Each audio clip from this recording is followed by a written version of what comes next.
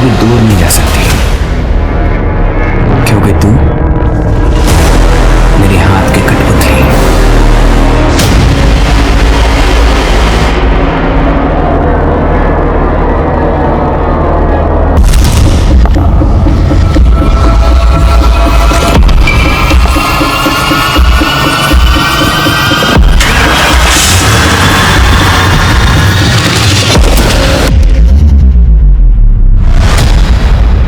सावधानी हटी, दुर्घटना घटी।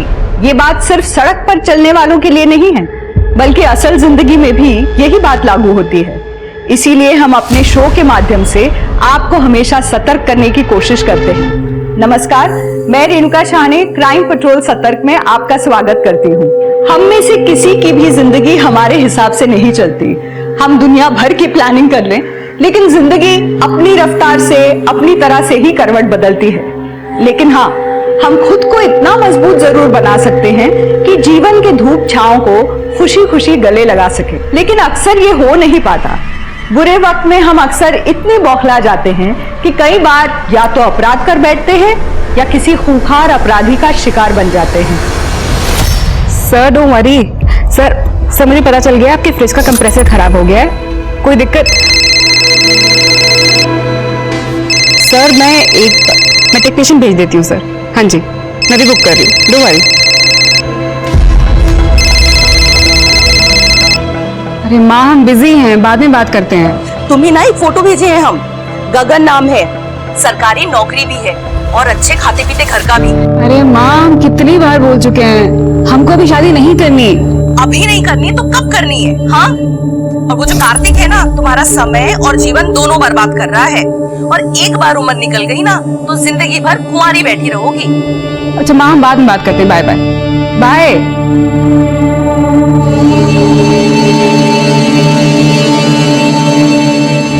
क्या हुआ, इतनी सैड क्यों हो?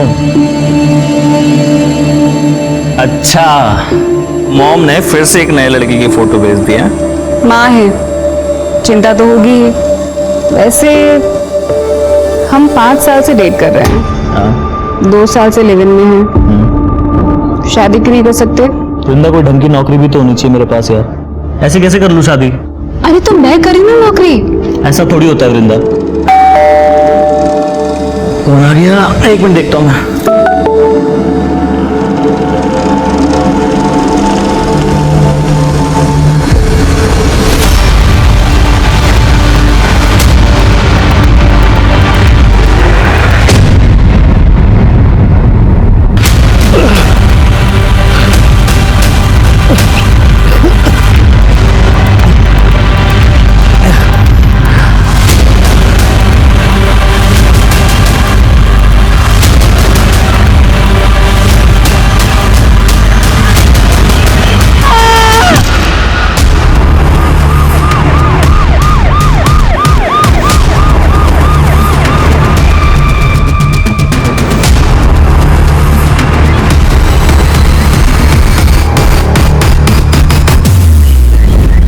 सर देखे तो 26-27 साल का लगता है।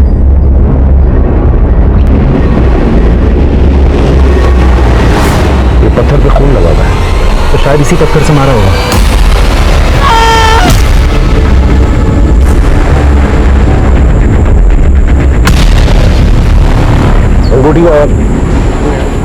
ये सुनसान एरिया में किसी ट्रांसपोर्ट के जरिए तो आया होगा, गाड़ी, बाइक या पब्लिक ट्रांसपोर्ट। आसपास के थाने में पूछो कि इसकी कोई मिसिंग कंप्लेंट आई है क्या।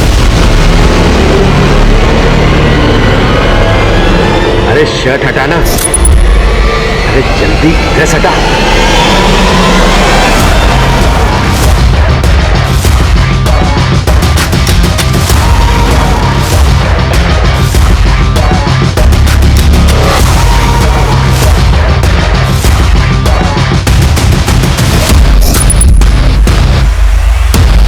मां कसम, बहुत हॉट है तुम।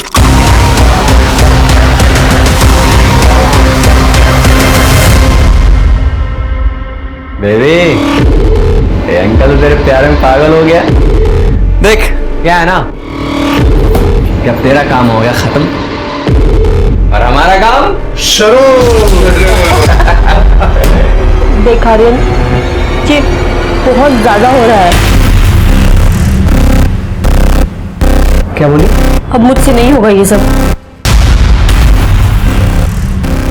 अब तू मेरे से कभी दूर नहीं जा सकती, क्योंकि तू मेरे हाथ की कठपुतली है।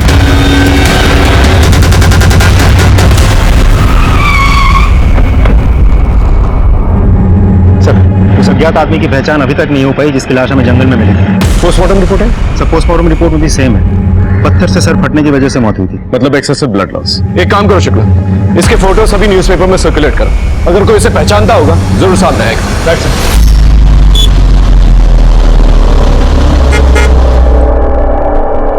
आपकी चाय।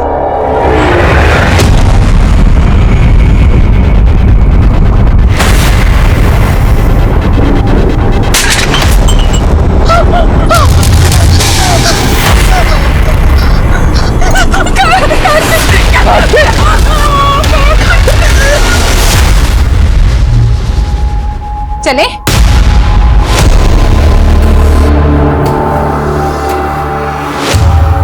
ऐसे जाओगी पेरेंट टीचर मीटिंग में?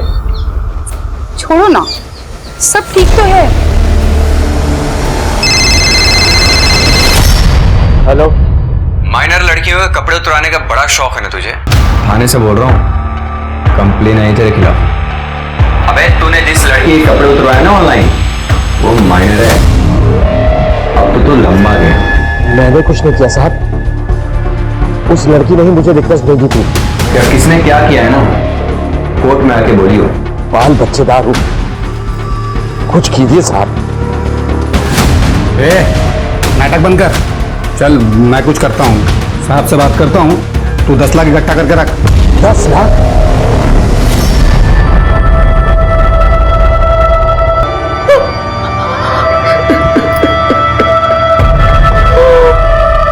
क्या बिगाड़ा तो मेरे बच्चे ने किसी का? सर, किसने मारा हमारे कार्तिक को? देखिए, अब तक हमें ये भी नहीं पता था कि वो है कौन। 4 दिन पहले हमें उसकी लाश मिली। वैसे इतने दिनों से गायब था वो, आप लोगों ने मिसिंग कंप्लेंट क्यों नहीं दर्ज करवाई? सर, वो हमारे टच में ज्यादा नहीं रहता था। आप लोगों का इकलौता बेटा था ना, एक ही शहर में रहता था, फिर टच में नहीं रहता था? सर, वो अपनी गर्लफ्रेंड वृंदा के साथ कहीं अलग रहता था। क्यों? क्योंकि वृंदा हमें पसंद नहीं थी। तो इसे लेकर यहाँ क्यों आया है? माँ क्या कर रहे हो आप? धीरे बोलिए। अरे क्यों धीरे बोलेंगे माँ? अरे हमारे समाज की सारी लड़कियां मर गई थी क्या, जो ये छोटे घर की लड़की को तो घर में लेके आया? बस कीजिए माँ, आजकल कोई नहीं मानता ये सब। हम मानते हैं। देख, तुझे तय करना होगा कि तू माँ बाप की इज्जत को चुनेगा या फिर इस लड़की को। सॉरी माँ, मैं वृंदा को नहीं छोड़ सकता। हमारे बेटे ने हमारी बजाय उस लड़की को चुना। एक बात बताइए, उसके साथ किसी की कोई दुश्मनी थी? नहीं सर, मेरा बेटा बहुत अच्छा लड़का था, उसकी किसी के साथ दुश्मनी नहीं थी। वृंदा का एड्रेस और फोन नंबर है आपके पास?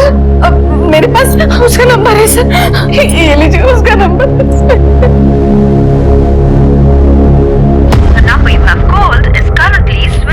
फोन बंद है सर। कार्तिक वृंदा के साथ कहाँ पर रहता था? सर, वो गोमती नगर में रहता था।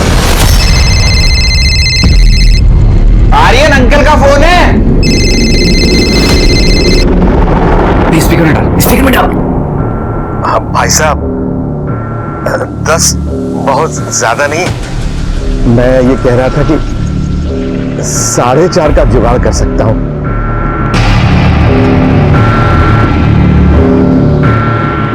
अब सुन, 4.5 तो बहुत कम है, तू 8 कर, 8। भाई साहब प्लीज 6 में नक्की करो ना, इससे ज्यादा मेरे पास है ही नहीं। चल 6 में नक्की कर।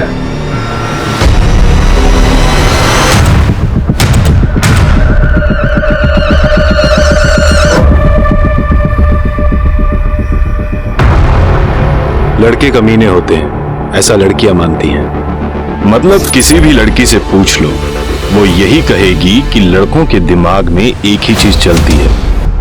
ऐसा नहीं है मैडम, लड़के प्यार करना भी जानते हैं और प्यार निभाना भी। तुम लड़के हो ना, तो अपने पॉडकास्ट में लड़कों की ही तारीफ करोगे। असल में लड़के कमीने नहीं, महाकमीने होते हैं।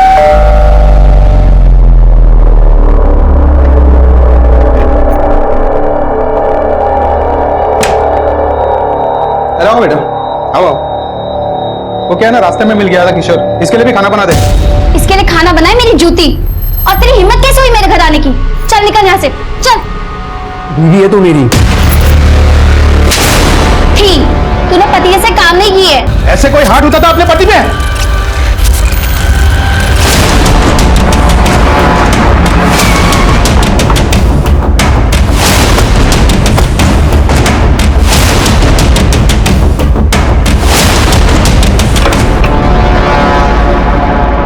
वृंदा घर लॉक करके कहां जा सकती है? ऐसा लगता है भाग गई।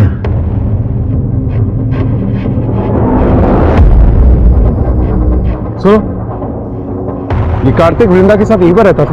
कार्तिक पिछले कुछ दिनों से घर भी नहीं आया और वृंदा और कार्तिक का 4 महीने पहले ब्रेकअप भी हो गया सर। ब्रेकअप हो गया? हाँ सर। क्यों? पर आप लोग ये सब क्यों पूछ रहे हैं? क्योंकि कार्तिक का मर्डर हो गया है। Murder sir? श्रेया और उसका बॉयफ्रेंड मनीष यही मोहल्ले में रहते थे। चारों में सर बहुत दोस्ती थी। फिर अचानक सर एक दिन बहुत झगड़ा हुआ सर। मनीष क्या हो गया तेरे को यार? ये देख, ये देख। मनीष समझ में आया? समझ में आया कुछ? देख मनीष, मेरी बात सुन, ऐसा नहीं है जो दिख रहा है। मनीष रुको, मनीष क्या हो रहा है तुम? मनीष देख मेरी बात सुन, ये आई थी पार्टी में मेरे पास, इसने मुझे किस किया था, मैंने नहीं। मनीष ये झूठ बोल रहा है। मैं उस दिन नशे में थी और ये मेरे पास आया था। इसने मुझे किस किया और मेरे इधर हाथ लगाने की कोशिश भी की थी। झूठ बोले साहब, मनीष रुको, मार दूंगा। देख मेरी बात सुन। मुझे बताओ, तुम गई थी इसके पास, ये तुम्हें molest करा था? मतलब इसने तुम्हें कुछ भी बोला और तुम मान लोगी? यार कितना झूठ बोल रहे मनीष यार, ये मनीष मेरी बात सुन। सर वृंदा कार्तिक के लिए बहुत पजेसिव थी। उसके बाद से सर वृंदा और कार्तिक में सब कुछ खराब हो गया। वृंदा का नंबर है तुम्हारे पास? नहीं सर, उसने तो सर अपना सोशल मीडिया अकाउंट भी डिलीट कर दिया कुछ दिन पहले। शुक्ला सर, ताला तोड़ो।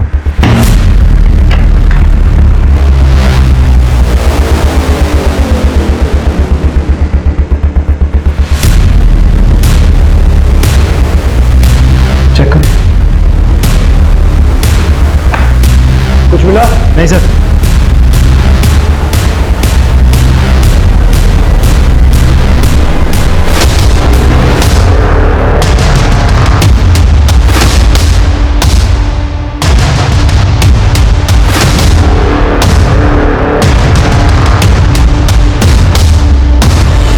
सर अंदर कुछ नहीं मिला।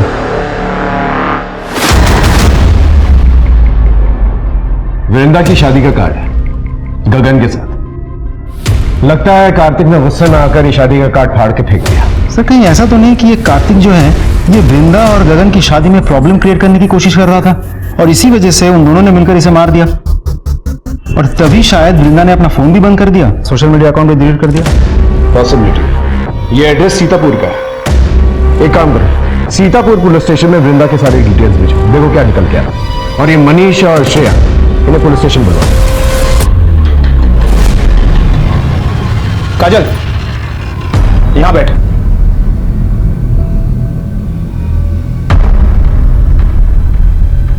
क्या हुआ, नाराज हो? अरे मामा हूं तेरा मैं तो बस यही चाहता हूं कि फिर से तुम्हारा घर बस जाए। क्यों? आप पर बोझ हूं मैं? अरे कैसी बात कर रही है? मामा वो किरण का मैसेज आया, मैं भी आती हूँ। नहीं मैडम, सारे लड़के एक जैसे नहीं होते। मुझे लगता है कि लड़कों में भी वो सारे इमोशंस होते हैं जो लड़कियों में होते हैं। हम चाहते हैं कि हमारी गर्लफ्रेंड, वाइफ हमसे खुश रहे। हाँ, बस हमें जताने की आदत नहीं होती, तभी सारी प्रॉब्लम्स हो जाती हैं। तो दोस्तों, दिल लगे या दिल टूटे, दोनों में जुनून हो, इसी के साथ मैं आप लोगों से विदा लेता हूं। अगर आप लोगों को मेरे पॉडकास्ट अच्छे लगते हैं तो please help me, support me, like, share and subscribe.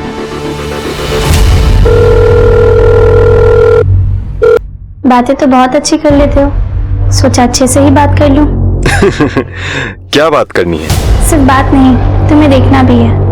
मैं तो बस एक आवाज हूं, मैं किसी को दिखाई नहीं देता। हो गया, चलो अब अपना चेहरा दिखाओ, वीडियो कॉल पर आओ ना।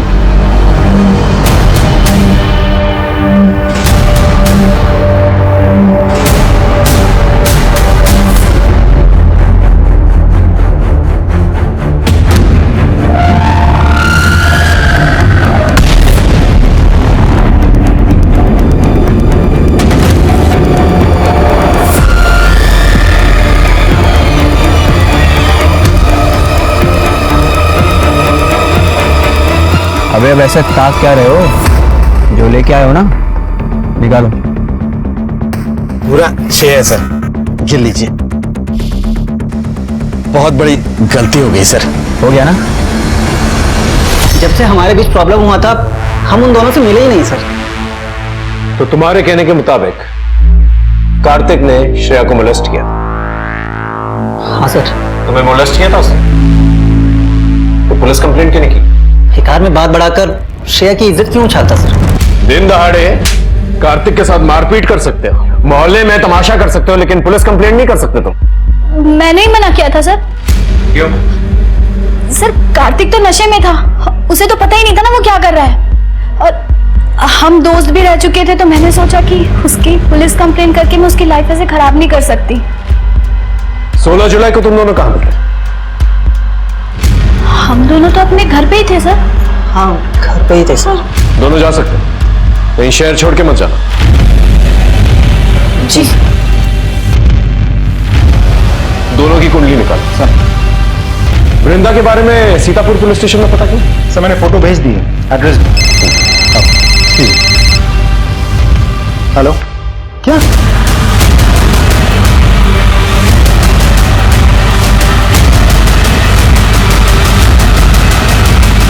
वृंदा की लाश हमें 16 जुलाई को मिली थी सीतापुर में, जो कि 10 किलोमीटर की दूरी पे है सीतापुर से। वैसे मौत कैसे हुई? सर पहले रेप किया गया था, लड़की ने हाल ही में एबॉर्शन भी करवाया था। अबॉर्शन? हम खुद इतने दिनों से वो कार्तिक को ढूंढ रहे थे, कार्तिक का पता नहीं था हमारे पास, तो हमने आसपास के पुलिस स्टेशन में सर्कुलेट भी किया। सर अब क्या करें, हम वृंदा को ढूंढ रहे थे और उसकी तो मौत हो चुकी है। वृंदा को कोई रिलेटिव दोस्त वगैरह? हाँ सर, उनकी मॉम है और डैड है। कार्तिक के मर्डर केस में पुलिस को सबसे ज्यादा शक वृंदा पर था, लेकिन वृंदा की मौत की सच्चाई सामने आते ही उनके रास्ते पूरी तरह से बंद हो चुके थे। अब ये सिर्फ कार्तिक के मर्डर का केस नहीं था, बल्कि डबल मर्डर केस बन चुका था, और इस डबल मर्डर केस को सुलझाने के लिए पुलिस को दोहरी मशक्कत करनी थी। लेकिन अभी तो इस केस के ऐसे ऐसे परेशान कर देने वाले पहलू उनके सामने आने वाले थे कि उन्होंने कभी सोचा भी नहीं होगा। हमारी बेटी तो खुशी खुशी शादी करके अपना घर बसाने जा रही थी, उस कार्तिक ने ही हमारी बच्ची को मारा है। कार्तिक का मर्डर हो चुका है। क्या वृंदा की किसी के साथ दुश्मनी थी? पता नहीं इंस्पेक्टर साहब, लेकिन हमारे मना करने के बाद भी वृंदा कार्तिक के साथ रह रही थी। फिर 4 महीने पहले वृंदा ने खुद गगन के साथ शादी करने के लिए हाँ की थी। सब कुछ अच्छा चल रहा था और 10 दिन बाद तो वृंदा की शादी भी होने वाली थी। क्या आपको वृंदा के अपॉर्शन के बारे में कुछ पता है?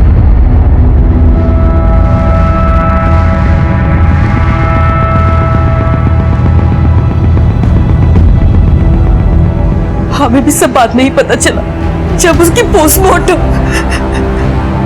उस कार्तिक की वजह से हमारी बच्ची की जिंदगी बर्बाद हो गई।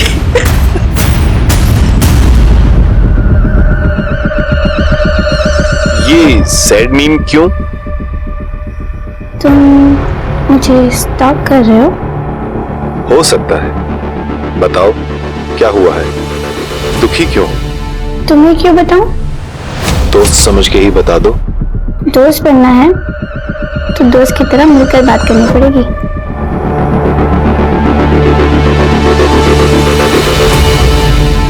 सर कार्तिक के मोबाइल लोकेशन के मुताबिक पिछले 1 हफ्ते में कार्तिक 12 बार सीतापुर गया था, और हर बार कार्तिक के मोबाइल की लोकेशन वृंदा के घर के आसपास ही थी। और सर ये है वृंदा के नए नंबर की लोकेशन। सर इसके मुताबिक वृंदा की लोकेशन पहले उस जगह की थी जहां से हमें कार्तिक की लाश मिली थी, फिर वृंदा की लोकेशन उस जगह की थी जहां से हमें वृंदा की लाश मिली थी। उसके बाद वृंदा का फोन बंद हो गया। इसका मतलब दोनों साथ में ही थे। तो हो सकता है कि वृंदा ने ही कार्तिक को मारा। अगर वृंदा ने कार्तिक को मारा तो फिर वृंदा को किससे मारा? सर ऐसा भी तो हो सकता है कि वृंदा और कार्तिक का एक साथ होना किसी को नापसंद था और उसी ने उन दोनों को मरवा दिया हो। वृंदा का फियांसे गगन, उसे सीतापुर से बुलाया? बुलवा लिया सर, अंदर बिठा के रखा है। अगले महीने हमारी शादी थी, पता नहीं ये सब क्या हो गया। वृंदा और कार्तिक के रिश्ते के बारे में जानते थे? सर मुझे किसी कार्तिक के बारे में नहीं पता, हमारी वैसे भी अरेंज मैरिज थी सर। वृंदा बहुत चुपचाप रहती थी, मुझे यही लगा कि शायद उसका नेचर ही ऐसा है। मैंने उससे पूछने की भी कोशिश की, लेकिन उसने मुझे किसी कार्तिक के बारे में कुछ नहीं बताया सर। और उसकी प्रेगनेंसी के बारे में? उसने खुद अबॉर्शन किया था या तुमने करवाया था उसका अबॉर्शन? Pregnancy abortion? सर मुझे किसी प्रेगनेंसी के बारे में कुछ नहीं पता सर।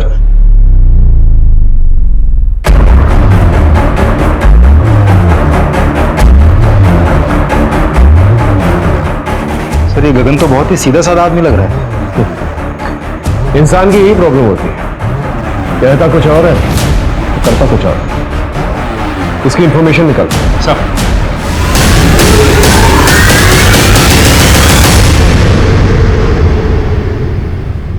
क्या देख रही हो? गगन क्या देख रही हो? ओ, क्या क्या क्या क्या क्या गगन मुझे वापस क्या ये? हाँ? मेरे क्या ये? हार्मोनल रिपोर्ट्स हैं। हार्मोनल रिपोर्ट तो नहीं है ये प्रेगनेंसी रिपोर्ट है। तुम प्रेग्नेंट हो? प्रेग्नेंट हो तुम? सॉरी। वाह, दहेज में मिलेगा भी तो मुझे तेरे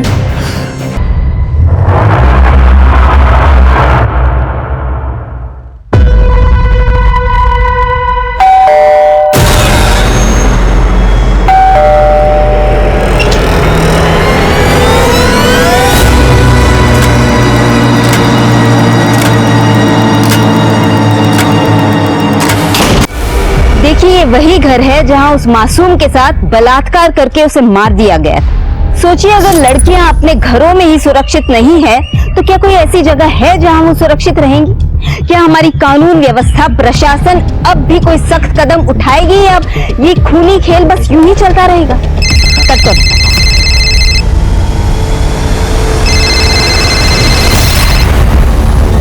देखो अतुल, इस तरह से बार बार परेशान करने की जरूरत नहीं है। सब लोग तुम्हारी तरह चिल नहीं करते, कुछ लोग काम भी करते हैं। मैंने डिवोर्स पेपर्स भिजवा दिए हैं, उस पर साइन करो और ये सब खत्म करो।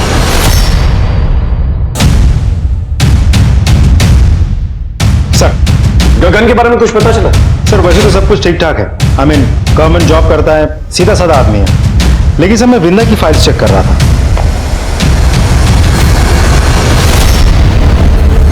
सर हमें वृंदा की लाश जहां मिली थी उसके आगे के सीसीटीवी में 2 आदमी नजर आए हैं, पुलिस की यूनिफॉर्म में। Sir I am sorry to say but मुझे डाउट है कि शायद पुलिस वाले इन्वॉल्व हो सकते हैं। पता करो कि वृंदा और कार्तिक के कांटेक्ट कोई पुलिस वाला था क्या नहीं। साफ।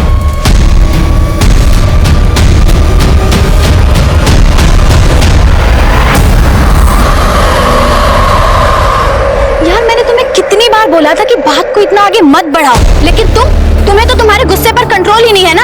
देखो, जो मैंने किया ना, मुझे उसका कोई रिग्रेट नहीं। अगर किसी और ने तुम्हारे साथ गलत किया ना तो उसके साथ मैं वही करूंगा, जान ले लूंगा उसकी।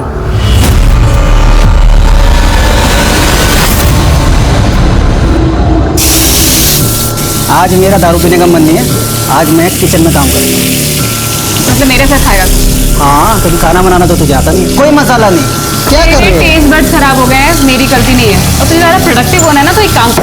अरे चल, एक सेकंड।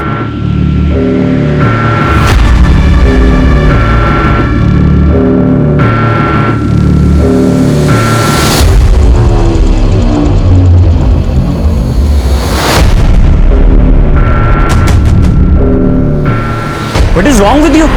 I like you. हमारा दिमाग खराब हो गया क्या? I love वृंदा और तुम सिर्फ मेरे एक दोस्त हो।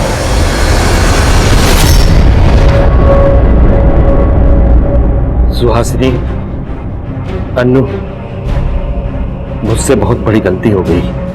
हो सके तो मुझे माफ कर देना। उन पुलिस वालों ने मेरी जिंदगी बर्बाद कर दी। अगर कानून के रक्षक ही ऐसा करेंगे तो हम आम आदमी क्या करेंगे? अब मैं नहीं जी सकता।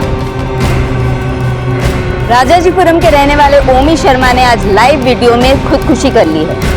उन्होंने पुलिस वालों को अपनी मौत का जिम्मेदार बताया है। उनका कहना था कि पुलिस वालों ने उनकी जिंदगी बर्बाद कर दी थी।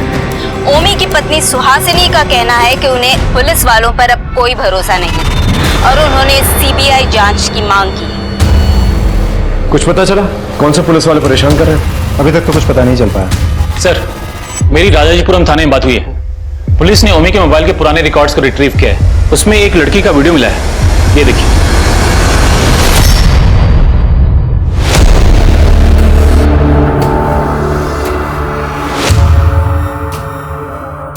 ये टैटू कहीं दिखा हुआ लग रहा है।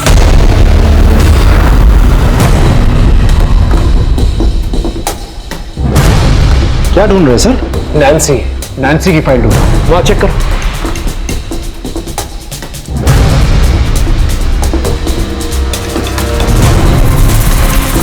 मिल गई।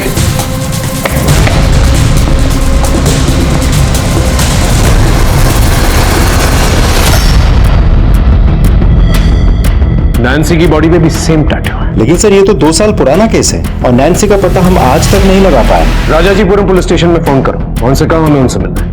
सर इसकी बॉडी पे भी सेम टैटू है। तो ये जो वीडियोस ओमी के फोन में मिली हैं ये नैन्सी की हैं? लगता तो यही। वैसे ये पुलिस वालों का क्या चक्कर है? ये कौन सा पुलिस वाला जो है उन्हीं को परेशान कर रहा था? अभी तक कुछ पता नहीं चल पाया सर। ये टैटू से मुझे तब भी प्रॉब्लम। इस टैटू का सिंबल सॉरी। ये सॉरी का टैटू कौन करवाता है भला? वैसे नैन्सी का केस हमारे थाने में ऑलरेडी है। हम रिक्वेस्ट करेंगे कि ओमी का केस ऑफिशियली आप हमारे थाने में ट्रांसफर करें। श्योर सर, मैं फॉर्मेलिटीज पूरी कर देता हूँ। ओमी के फोन पे जो भी फोन कॉल्स आते थे उनको चेक कर और पता करो ये वीडियो किस सोर्स से है। हम आपको बता दें कि काजल की शादी 16 की उम्र में हो गई थी और 18 की होते ही उसने कोर्ट में एप्लीकेशन देकर कानपुर की न्यूज़ है। शादी को रद्द कर दिया। जिस लड़की के घर में उसका रेप करके उसे मारा गया है उसके घर के बगल वाली सीसीटीवी में भी 2 पुलिस वाले नजर आए थे। चेहरे नहीं दिखे सर, तो पता नहीं चल पाया थे कौन। वृंदा के केस में भी पुलिस वाले नजर आए और इस केस में भी पुलिस वाले नजर आए। आखिर ये पुलिस वाले हैं कुछ? सर ओमी ने भी तो अपनी सुसाइड वाली वीडियो में पुलिस वालों का जिक्र किया था, तो चल क्या रहा है? कानपुर से इस लड़की की केस फाइल मंगवाई? मंगवा लिया सर, बहुत जल्द फाइल मिल जाएगी। सर नैन्सी 2 साल पहले जिस जगह से कंप्यूटर पे चैट करी थी ओमी के साथ, उस जगह पता चल गया।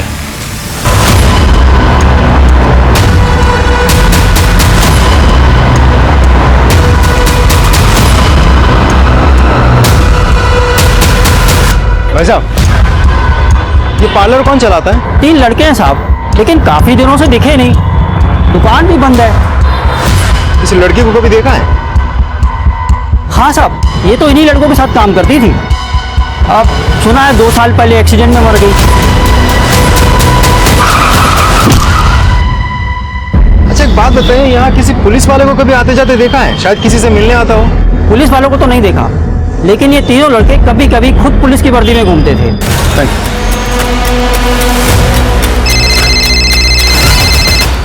हाँ शुक्ला। सर ये पार्लर तो बंद है, लेकिन यहाँ पूछताछ करके पता चला कि 3 लड़के मिलकर ये पार्लर चलाते हैं और वही 3 लड़के कभी कभी पुलिस की यूनिफॉर्म पहन के भी घूमते रहते हैं। पता करो इन लड़कों के बारे में, इनका पकड़ा जाना बहुत जरूरी है।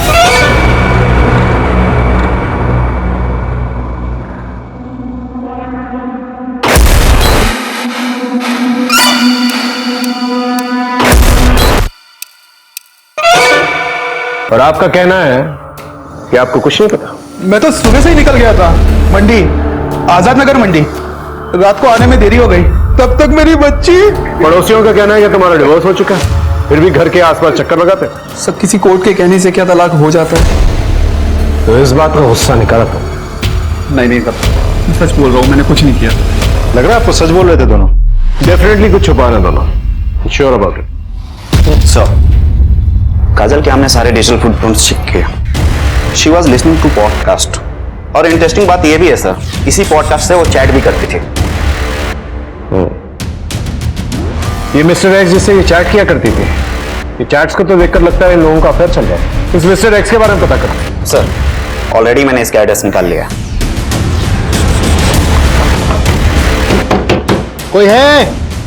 हेलो हेलो सर, अंदर से बदबू भी बहुत आ रही है। सर ये यहाँ के लैंडलॉर्ड है। डुप्लीकेट किया आपने? जी सर। दरवाजा खोलो।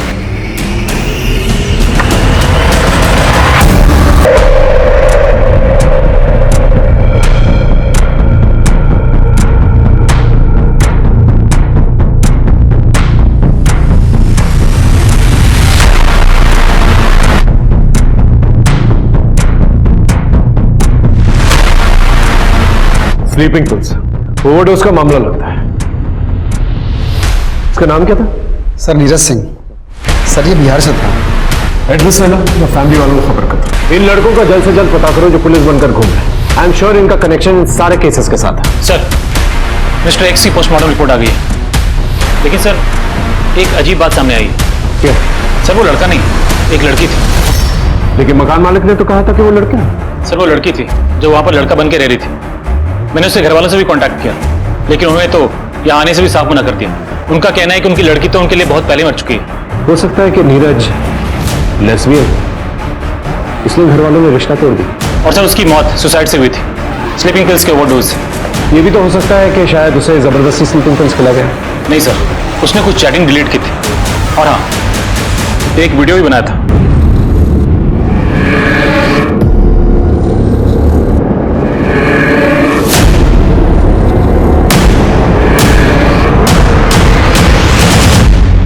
काजल, मैं तुमसे बहुत प्यार करती हूँ।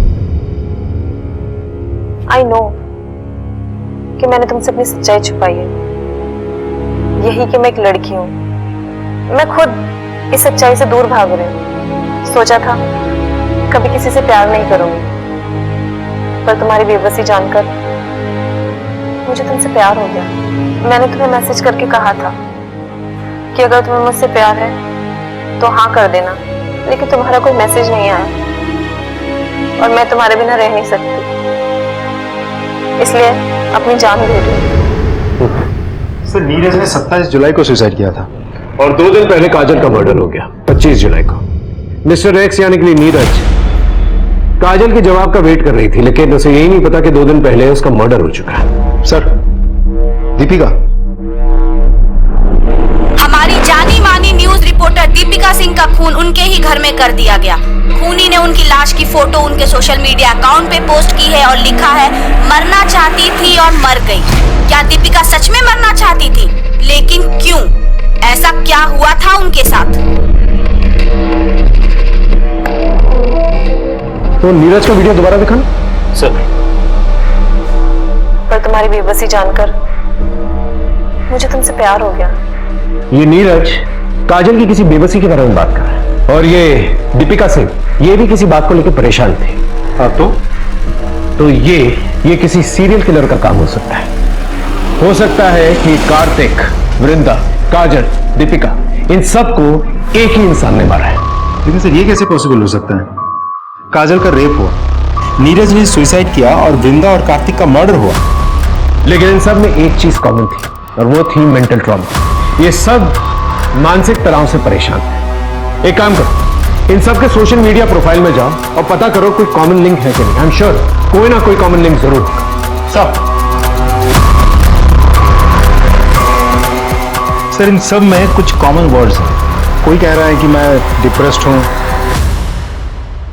कोई कह रहा है कि यहाँ खुशी नहीं है, ऐसी जिंदगी से तो मौत बेहतर है। इतना तो तय है कि ये सारे के सारे विक्टिम्स जो हैं दुखी और डिप्रेस्ड हैं। तो हो सकता है सीरियल किलर दुखी और डिप्रेस्ड लड़कियों को टारगेट करता है। सर कहीं डिप्रेशन से जूझ रहे लोगों को तो टारगेट नहीं कर रहा है, या फिर ये सीरियल किलर का काम ही ना हो। जीवन में इतना दुख क्यों है? अब बस जिंदगी बोझ बन गई है, अब मौत को गले लगाना है। इतनी दुखी क्यों हो? क्या हुआ?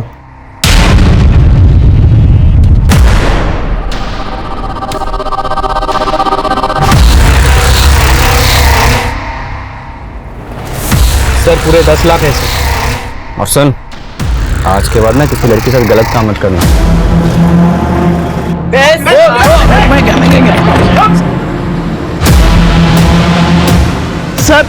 सर मैंने कुछ नहीं किया सर, ये मुझे ब्लैकमेल कर रहे थे।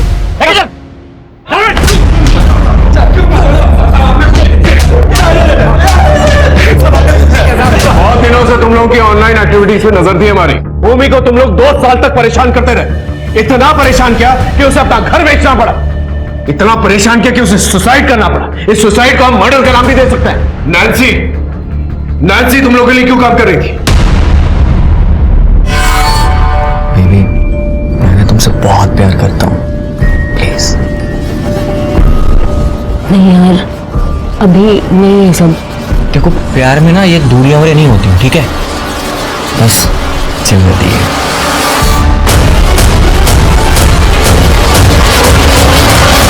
Are you mad?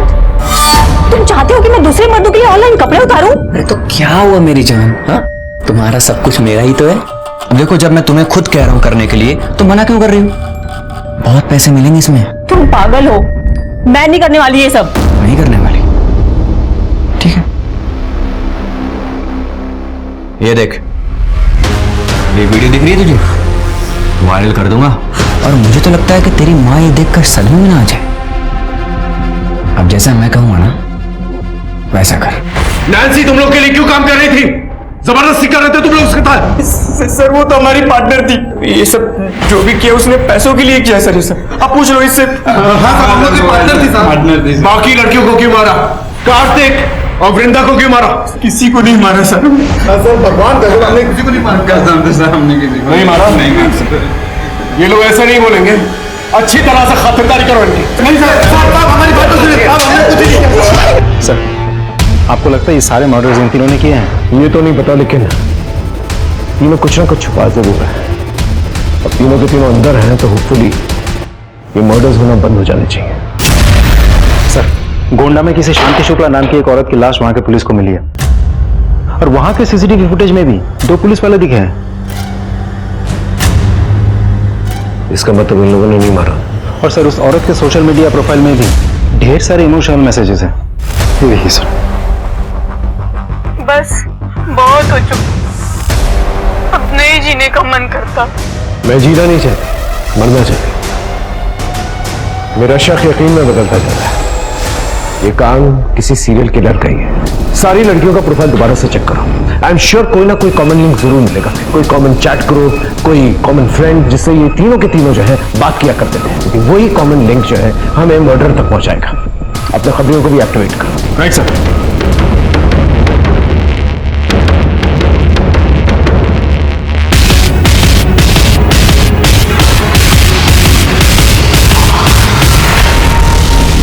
मैं तंग आ गई हूँ, लोगों को बर्बाद करते करते घिन आती है मुझे खुद से। मरना चाहती हूँ। मैंने अपने बच्चे को जान से मार डाला, कार्तिक ने धोखा दिया। अब जीने के लिए बचा ही क्या? जिस मामा को मैं इतना प्यार करती थी उन्होंने ही मेरा रेप किया। मैं तो मिस्टर एक्स के साथ जीवन बिताना चाहती थी, लेकिन उसने भी मुझसे झूठ बोला। मुझे समझ में नहीं आ रहा मैं क्या करूं। मैंने काम तो बहुत किया, लेकिन ना तो अच्छी बीवी बन पाई और ना ही अच्छी माँ। मैं मरना चाहती हूँ। मैं तुम्हारी मदद कर सकता हूँ। जीवन जीने के लिए है। अगर जिंदगी को फिर से गले लगाना है तो मुझसे मिलो, फिर मरने का ख्याल भी नहीं आएगा।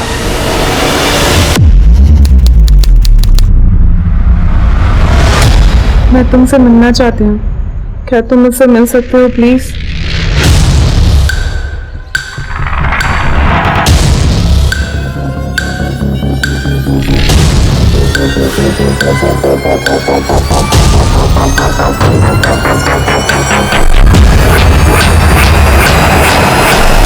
आपने कहा था कि आप मेरी हेल्प कर सकते हैं, कैसे? इंसान के जी में जो आए उसे वो कर लेना चाहिए। तुम मरना चाहती हो, बेशक मर जाओ, मगर चाहते चाहते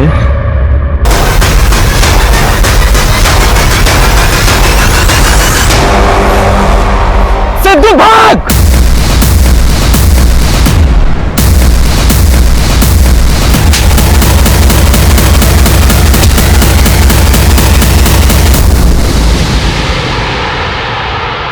तो उन लड़कियों को टारगेट किया करता था ना, जो दुखी है, डिप्रेस्ड है, परेशान रहती हैं। क्यों खेलता था इन मासूम औरतों के साथ? लड़कियां मासूम नहीं होती, बहुत चालाक होती हैं।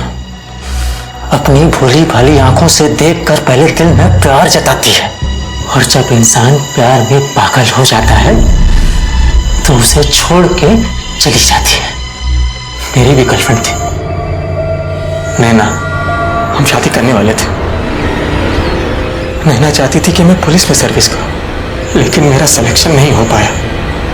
नैना ने गरीबी से परेशान होकर अपनी जान दे दी। तब से मैंने सोच लिया था कि जो भी जीवन के संघर्ष को झेल नहीं पाएगी उसे मैं मार दूंगा, ताकि उसे भी तो पता चले कि जीवन जीना जितना कठिन है, मौत उससे भी ज्यादा कठिन है। इसलिए मार दिया सबको।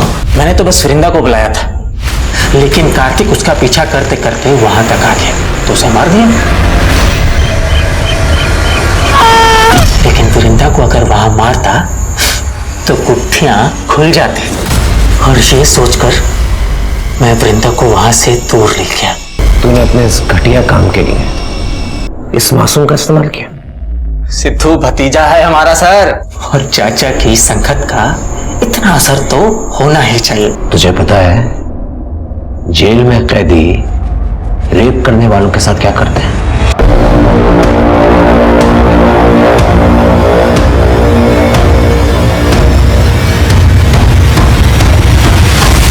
हम सबको ये लगता है कि इंसान बहुत ही स्वार्थी होता है, लेकिन अक्सर ये स्वार्थ किसी न किसी से जुड़ा होता है, किसी ऐसे से जिसे हम प्यार करते हैं, जिन्हें हम बेहतर जिंदगी देना चाहते हैं, या जिसके साथ हम बेहतर जिंदगी गुजारना चाहते हैं। कार्तिक वृंदा से प्यार करता था, वो तो बस उससे वापस मनाने गया था, लेकिन वृंदा जो कि अपने दर्द में सुकून ढूंढने की कोशिश कर रही थी, सिद्धू और दर्पण का निशाना बन गई। सिद्धू और दर्पण ने सोची समझी साजिश के तहत ऐसी ही औरतों और लड़कियों को अपना निशाना बनाया जो जिंदगी से सारी उम्मीद खो चुकी थी। जिंदगी कई बार हमें परेशान करती है, हमारे रास्ते में अड़चनें खड़ी करती है, लेकिन सारी कठिनाइयों को झेलकर जब इंसान आगे बढ़ता है, तभी जिंदगी खुशी खुशी उसे गले लगाती है। यही तो असली जीवन है ना। तो परेशानियों से घबराए नहीं, उसका डट कर सामना करें। इसी उम्मीद के साथ अब मैं रेणुका शाहने आपसे विदा लेती हूँ। हम फिर मिलेंगे ऐसी एक कहानी के साथ जो रखेगी आपको सतर्क और जिंदगी को सुरक्षित। तब तक अपना और अपने परिवार का ख्याल रखिए।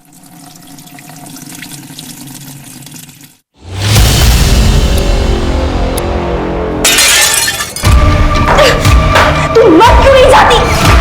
मर क्यों नहीं जाती तू? Are you ready? नमस्कार, मैं रेणुका शाहने क्राइम पेट्रोल सतर्क में आप सबका स्वागत करती हूँ। ना ही खुद को नुकसान पहुंचाना आसान होता है और ना ही खुद की जान लेना आसान होता है, फिर भी लोग खुद को नुकसान पहुंचाते ही हैं और आत्महत्याएं भी करते हैं। ऐसे लोग जो आत्महत्या करते हैं, उनके परिवार वाले, दोस्त और साथी हमेशा ऐसे सवालों से जूझते रहते हैं जिनके जवाब उन्हें कभी मिलते ही नहीं। वो अपनी सारी जिंदगी अपनों को लेकर एक अनिश्चितता के भंवर में फंसे रहते हैं। हर समय एक डर को महसूस करना, किसी अनहोनी के होने की आशंका से भरे रहना उनकी जिंदगी का हिस्सा बन जाता है। आत्महत्या केवल आत्महत्या करने वाले के लिए ही नहीं, बल्कि उससे जुड़े लोगों के लिए भी उतनी ही डरावनी और दर्दनाक होती है। इसके बावजूद इंसान इस रास्ते को अपनाता क्यों है? ऐसा है सूरज भाई, ये जितने टीवी सीरियल्स की शूटिंग, फिल्मों की शूटिंग मड आइलैंड में होती थी ना मलाड के, वो सारी शिफ्ट होके नायगांव जा रही है। आप बस नायगांव में प्रॉपर्टी खरीद कर डाल दीजिए। ये कुछ प्रॉपर्टीज है नायगांव की, यहाँ इन्वेस्टमेंट करेंगे तो कोई प्रॉब्लम नहीं होगी। आप इशिता रियल एस्टेट पर पूरा भरोसा कर सकते हैं। और इशिता चीट फंड पे भरोसा करना है या नहीं आरती? बोलो। हार्दिक, तुम सूरज भाई को बाहर ले जाकर नायगांव की प्रॉपर्टीज की डिटेल्स दिखा दो। जी। धनिश्री जी, आइए हम बैठकर बात करें। मैं यहाँ बैठने नहीं आई हूँ, मुझे मेरे पैसे वापस चाहिए। 4 महीने हो गए आज करके आप भी तक मेरे पैसे नहीं दिए हैं। धनिश्री जी, आपको बताया ना मैंने, चिटफंड का पैसा फंस गया है। सिर्फ आपका ही नहीं, मेरे भी 20 लाख फंसे हुए हैं। बेवकूफ समझा है मुझे, जो ये पैसे डूबने की कहानी सुना रही हो मुझे। अगर पैसा फंस गया होता ना तो ये तुम्हारा बिजनेस ऐसे नहीं चलता। आरती, मैं तुम्हारे सामने हाथ जोड़ती हूँ। मेरी बेटी का एडमिशन होने वाला है फैशन डिजाइनिंग में और मेरे पास पैसे ही नहीं है। मैं बहुत प्रॉब्लम में हूँ, मुझे मेरे पैसे वापस दे दो। आइए बैठ जाइए। मेरे पैसे, मेरी बेटी का एडमिशन। पानी पानी पीजिए, शांत हो जाइए, एकदम शांत हो जाइए। देखिए धनिश्री जी, मैं सच कह रही हूँ, मेरा भरोसा कीजिए। मैं चाहती हूँ कि सिर्फ आपका नहीं, सबका पैसा निकले। बेटी के नाम पे चिटफंड खोला है मैंने, बेटी के नाम पे बेईमानी नहीं करूंगी।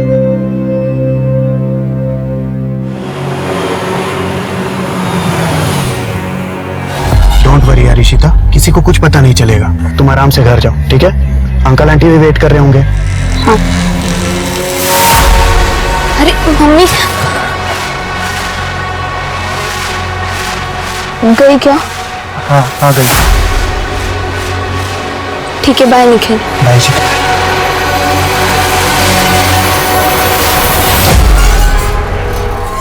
काय झालं ताई, गेली कधी? कस्टमर के सामने वो औरत ऑफिस में घुस आई, उल्टी सीधी बातें कर रही थी। रोक नहीं पाया तू उसे? किसने बिठा के रखा तुझे यहाँ पे? ताई मैंने उन्हें रोकने की कोशिश की पर वो सीधा अंदर घुस गई। अक्खा दिन ये कान में घुसा के रखता है ना, दिखी नहीं होगी, रोकता कैसे? हार्दिक तू अगर मेरा भाई नहीं होता ना, कब का भगा चुकी होती तुझे। सॉरी ताई।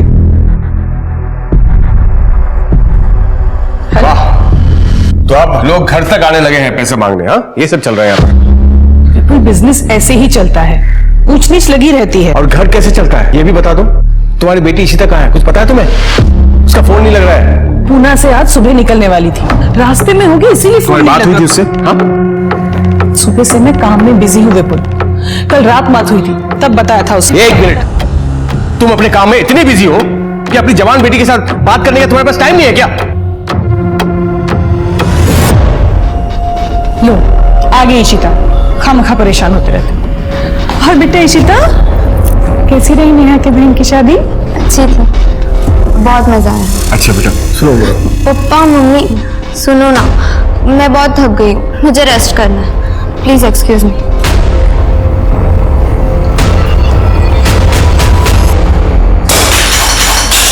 कब से बोले जा रही हो पैसों का अरेंजमेंट हो जाएगा, कब होगा अरेंजमेंट? एडमिशन की लास्ट डेट आ गई है, फीस कब भरूंगी मैं?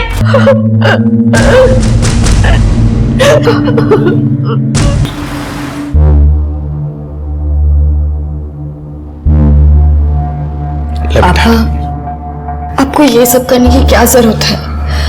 प्लीज मत करें, प्लीज।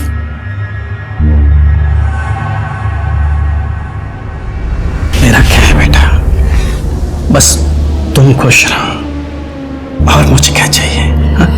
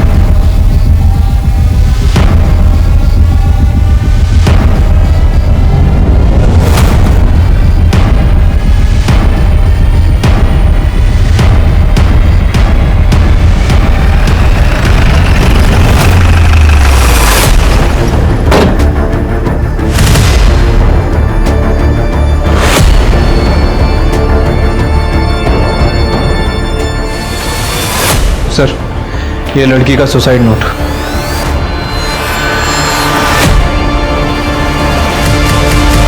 सुसाइड नोट में लिखा है कि मैं अपने पापा पर बोझ नहीं बनना चाहती, इसलिए अपनी मर्जी से सुसाइड कर रही हूँ।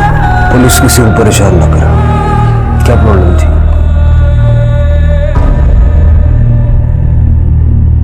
शिरके बेटी के बाप है, सदमे में है। थोड़ा वक्त दे के फिर बात करते हैं, तब तक सारी फॉर्मेलिटीज कंप्लीट कर लो। ठीक है सर।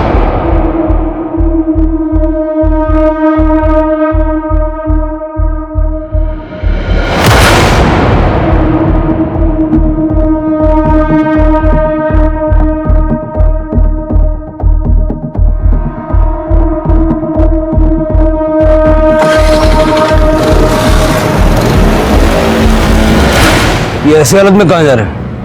तृप्ति, यहाँ की सिचुएशन संभालो। शिरके हेलो,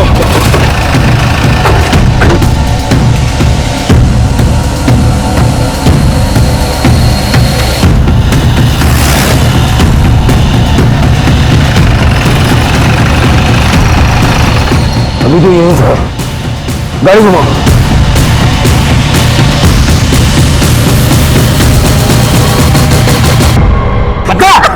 पता कहाँ है तेरी माँ? बोल बोल। सर छोड़िए मत इनको, इसके माँ ने ही मेरे सोनाली को बाहर डाला है। बोल कहाँ है? छोड़ूंगा तो मैं तेरे ले जाओ, लेके जाओ। सब छोड़ो मत। हेलो बोल बोल कहाँ है तेरी माँ? बोल। बेटा तुम ठीक हो? क्या नाम है तुम्हारा? इशिता पाटिल। ये आदमी क्या कह रहा था? सर मैं इसे नहीं जानती, ये घर पर आए और मम्मी कहाँ है पूछ रहे थे। जैसे ही मैंने बोला कि मम्मी घर पर नहीं है तो वो मेरा ही गला दबाने लगे। कहाँ है तुम्हारी मम्मी और पापा? अरे क्या कर रही है तू? चाकू लग जाएगा, छोड़। नहीं नहीं मैं काट ही देती हूँ। नहीं मैं काट लेती हूँ। नहीं छोड़ो, साइड हटो, छोड़ो। तो फिर मुझे पैसे दे दो वरना मैं अपना हाथ काट लूंगी। तू जानती है ना घर में क्या प्रॉब्लम चल रही है पैसों को लेके, और तुम्हें 50,000 रुपए चाहिए और तुम बता भी नहीं रहे तुम्हें क्यों चाहिए 50। क्या करती बता के? बताया तो था कि फीस के 5 लाख लगेंगे। वो कौन से दिए थे तुमने जो अब बताने पर तुम मुझे 50,000 दे दोगी? असल में तुम्हें ना भिखारी की तरह रहने की आदत हो गई है और मैं वैसे नहीं जी सकती, इसलिए मैं जा रही हूँ। बाय। मैं काट लेती हूँ।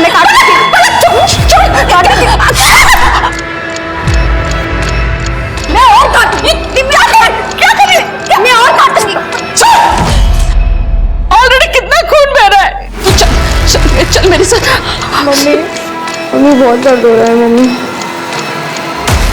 बहुत दर्द हो रहा है, बहुत दर्द हो रहा है। चल। सॉरी मम्मी, पता नहीं मुझे गुस्से में क्या हो जाता है। सॉरी। कोई बात नहीं बेटा, तू टेंशन मत ले, सब ठीक हो जाएगा। तू अभी आराम कर, सो जा। संभल के।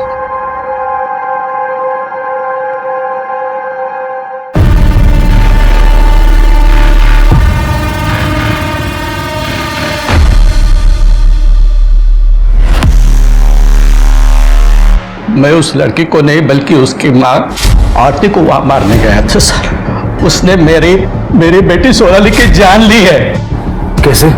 सोनाली की शादी फिक्स की थी मैंने अगले महीने, लेकिन शादी में खर्च करने के लिए 1 रुपया नहीं था मेरे पास। सारा पैसा मैंने उस आरती के चिट फंड में इन्वेस्ट कर दिया था।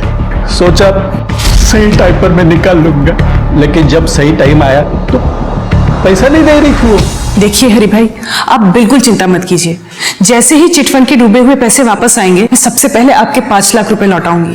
इसलिए शादी के लिए मैंने अपना मकान बेचने का फैसला किया सर, लेकिन सोनाली नहीं चाहती थी कि उसके शादी के लिए मैं अपना घर बेच दूं। पापा, आपको ये सब करने की क्या जरूरत है? प्लीज मत करें, प्लीज। मुझे अपना घर बेचने से रोकने के लिए ही उसने खुदकुशी कर ली सर। हरी जी आप संभालिए अपना। क्या सोनाली के होने वाले इन-लॉज दहेज के लिए आपके ऊपर प्रेशर बना रहे थे? देखिए हरी बाबू, हम दहेज के बहुत खिलाफ हैं। 1 पैसा दहेज का नहीं लेंगे हम आपसे, मगर शादी का आधा खर्चा तो आपको उठाना ही पड़ेगा। सर सोनाली ने कहाँ लिखा हमारा नाम अपने सुसाइड लेटर में? आप लोगों ने हरी के ऊपर जो शादी का आधा खर्चा उठाने का प्रेशर बनाया, उससे सोनाली अपने पिता को बचाना चाहती थी और इसलिए सोनाली ने सुसाइड किया है। सर आप हमारी बात का विश्वास कीजिए। सर हमें बिल्कुल पता नहीं था हरी की कंडीशन इतनी खराब है, और हमने उसको कोई फोर्स नहीं किया सर। एक्चुअली वो लड़की है ना सोनाली जिसे सुसाइड किया है, वो 3 दिन पहले हमारे घर आई थी। अगर आज तुमने मेरे पापा के पैसे नहीं लौटाए ना, तो मैं पुलिस में रिपोर्ट करूंगी कि तुमने अपने पति से कहकर मेरा रेप करवाया है। देखो तुम रिपोर्ट कर दोगी, मैं बोल रही हूँ। हाँ, रिपोर्ट करेगी ना तू?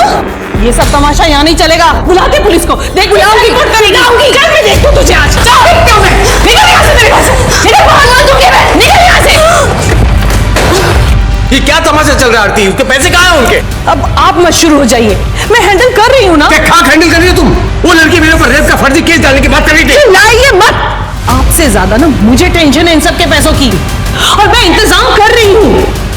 इनफैक्ट मैं अभी जाकर पैसे लेकर आती हूँ, और बिना पैसों के आज मैं घर वापस नहीं आऊंगी। हाँ, तुमसे हो पाया तो ठीक, मुझे कुछ करना पड़ेगा। सर उस दिन के बाद से आज तीसरा दिन है सर, आरती घर वापस नहीं आई है। तुम्हारी बीवी 3 दिन पहले पैसे लेने के लिए घर से निकली थी। अब तक वापस नहीं आई। किसके पास गई थी पैसे लेने? सर वो तो नहीं पता मुझे, लेकिन मुझे लगता है सर जिसने चीट फंड में पैसे डुबाए थे उसी से लेने गई होगी।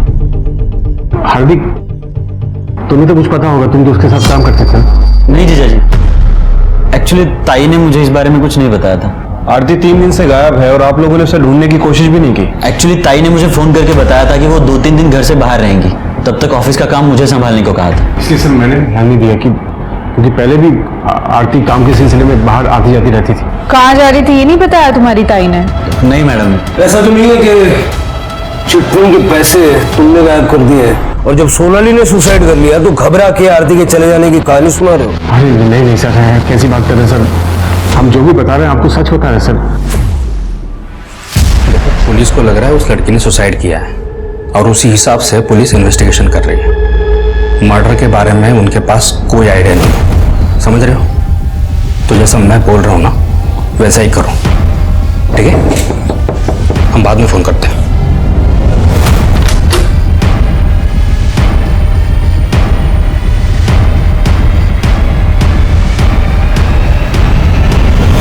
सोनाली ने अपनी जिंदगी एक झटके में खत्म कर ली थी और उसकी आत्महत्या के केस में आरती आरोपी थी जो गायब थी।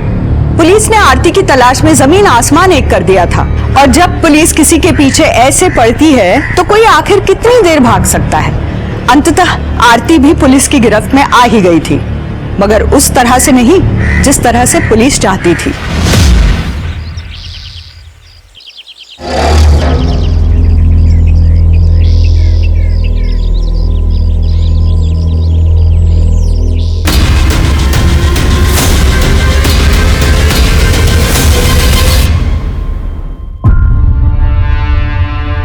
ताई,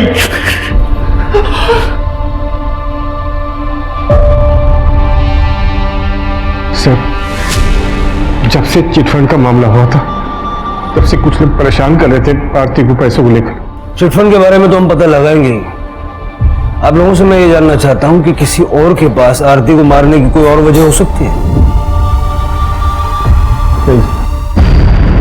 तृप्ति, आरती के चिटफंड में जितने भी लोग हैं सबसे बात करो। किसने घपला किया, क्या घपला हुआ और पैसों को लेकर कितने लोग आरती से नाराज थे, मुझे सारी डिटेल्स चाहिए। चलिए।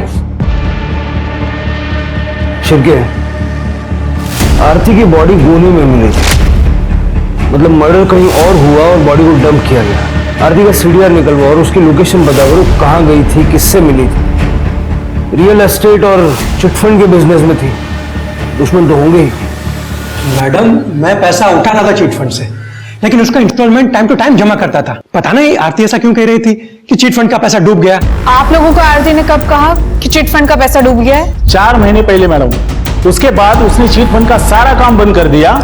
बहुत चालाक औरत थी मैडम। ऐसा लग रहा है कि कोई खास वजह? जी मैडम, उस चिटफंड में आरती के भी 4 चिटफंड थे हम सबके साथ, जिसके पैसे उसने थोड़े मुनाफे के साथ बहुत पहले ही निकाल लिए थे और उन्हीं पैसों से वो अपना बिजनेस बढ़ा रही थी। लेकिन जब उसको हम सबके पैसे देने की बारी आई तो फिर उसने कहा कि मेरा सारा बिजनेस डूब गया। ऐसा कह के उसने हम सबको धोखा दिया मैडम, इसलिए मर गई है। हाय लगी हमारी सबकी। अब जाके मेरी सोनाली के आत्मा को शांति मिलेगी मैडम। कमाल है, 20 में से 13 मेंबर के पैसे निकल जाने के बाद भी ईमानदारी से इंस्टॉलमेंट भर रहे थे। फिर आरती ने ऐसा क्यों कहा कि पैसे डूब गया? सब प्रोबेबली झूठ बोल रही थी क्योंकि उसने खुद 30 लाख रुपए उठाए थे चिटफंड से और जब खुद के पैसे निकल गए तो बंद कर दिया होगा चिटफंड। सारे मेंबर से बात हो गई? नहीं सर, एक लेडी है धनश्री, अब तक उससे बात करना बाकी है। उसे पुलिस स्टेशन भी बुलाया था लेकिन वो आई नहीं। जल्दी से बात करो। सर आरती की पीएम रिपोर्ट आ गई सर। आरती की मौत 22 सितंबर को हुई थी, उसी दिन जिस दिन वो घर से पैसे लेकर निकली थी। मतलब सोनाली की सुसाइड करने से पहले ही आरती को मार दिया गया था। मौत कैसे? सर डॉक्टर को आरती के गले पे शू प्रिंट मिला है, उसकी गर्दन टूट गई थी सर, इसी वजह से उसकी मौत हुई। कोई सेक्सुअल असॉल्ट? नो सर, वैसे मैंने आरती के सीडीआर भी चेक किया है। आरती का फोन बंद होने से पहले बहुत बार ट्रेवल किया था। 1 बजे के आसपास उसके घर पे था, 1:30 बजे शिवाजी नगर में और 2 बजे वापस अपने घर पे। आरती घर वापस आई थी?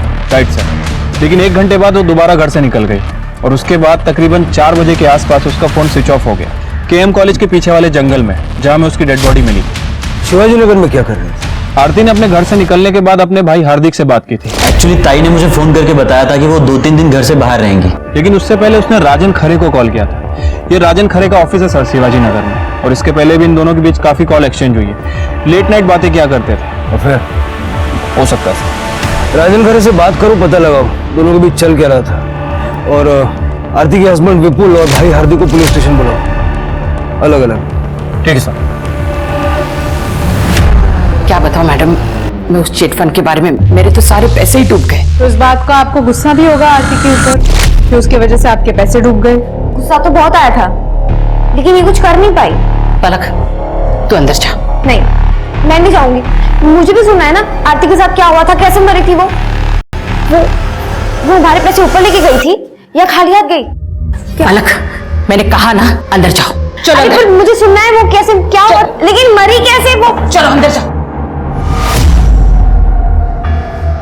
गुस्सा तो आएगा ना मैडम, उस आरती के भरोसे मैंने चिट फंड में पैसे डाले ताकि मुझे अच्छा रिटर्न मिले, पर उसने मेरे सारे पैसे डुबा दिए। मेरी बेटी का एडमिशन होने वाला था फैशन डिजाइनिंग में, सिर्फ पैसों की वजह से नहीं हो पाया। इस चिट फंड में पैसे कैसे डूबे, कुछ आइडिया है आपको? कोई पैसे वैसे नहीं डूबे, वो आरती ना हमारा पैसा खा गई है। ताई तिचं काम खूप ईमानदारीने करायची। चिटफंड में जरूर कोई प्रॉब्लम आई होगी, वरना ऐसे झूठ नहीं बोलते कि सब पैसा डूब गया। कॉल रिकॉर्ड्स के हिसाब से तुम्हारी ताई घर से 1 बजे निकली थी और 2 बजे घर लौट आई थी। तुम्हारे जीजा जी ने ये बात नहीं बताई, तुम बता सकते हो क्यों आई थी? सर 1 से 2 के बीच में तो मैं घर चला जाता हूँ लंच के लिए। या बाबतीत में तुम्हाला काही नाही समझ सकणार। तुम्हारी बहन और जीजा जी के बीच में रिश्ता कैसा? जहाँ तक मैं जानता हूँ सब ठीक ही था। 22 तारीख को घर से निकलने के बाद तुम्हारी ताई किसी राजन खरे को मिलने गई थी। बता सकते हो कौन है ये राजन खरे? राजन खरे नहीं माहिती सर। आरती मेरी प्रॉपर्टी को कमीशन बेस पे सेल किया करती थी और उसको भाड़े पे भी उठाती थी। 22 तारीख बता रहे ना आप? 22 तारीख को आरती ने मुझे कॉल भी किया था और वो मुझसे मिलने भी आए थे। आरती अपने घर से ये बोल के निकली थी कि वो चिट फंड के पैसे लेने जा रही है। मैं अभी जाकर पैसे लेकर आती हूँ। कहीं उसके चिट फंड के फ्रॉड में आप भी तो शामिल नहीं है? मिस्टर शिर्के, बात कहने से पहले सोच लेना चाहिए कि कहां बैठे हैं। इतना बड़ा बिजनेस है मेरा, ये तो संभलता नहीं और आप ये 2 कौड़ी के चिट फंड की बात कर रहे हैं मेरे सामने। तो फिर आप ही बताइए कि आरती आपसे मिलने क्यों आई थी? डेफिनेटली उसे मदद की जरूरत थी। राजन, मुझे रुपयों की सख्त जरूरत है। कितने रुपए चाहिए? 45 लाख।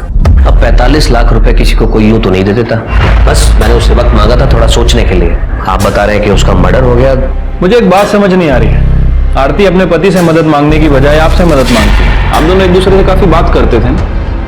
लेट नाइट्स कॉल भी एक्सचेंज होती थी आपसे। शिर्के जी, आप अपनी बातों को कहीं और ही दिशा में ले जा रहे हैं। आप शायद भूल रहे हैं ये मुंबई है, यहाँ लोग रात भर जागते भी हैं और रात भर बातें भी करते हैं। मेरी और आरती की कॉल्स जितनी भी होती थी वो काम की होती थी। हम लोग प्रोफेशनल हैं। आप ये जो सोच रहे हैं ना, इसको अपने तक ही रखें।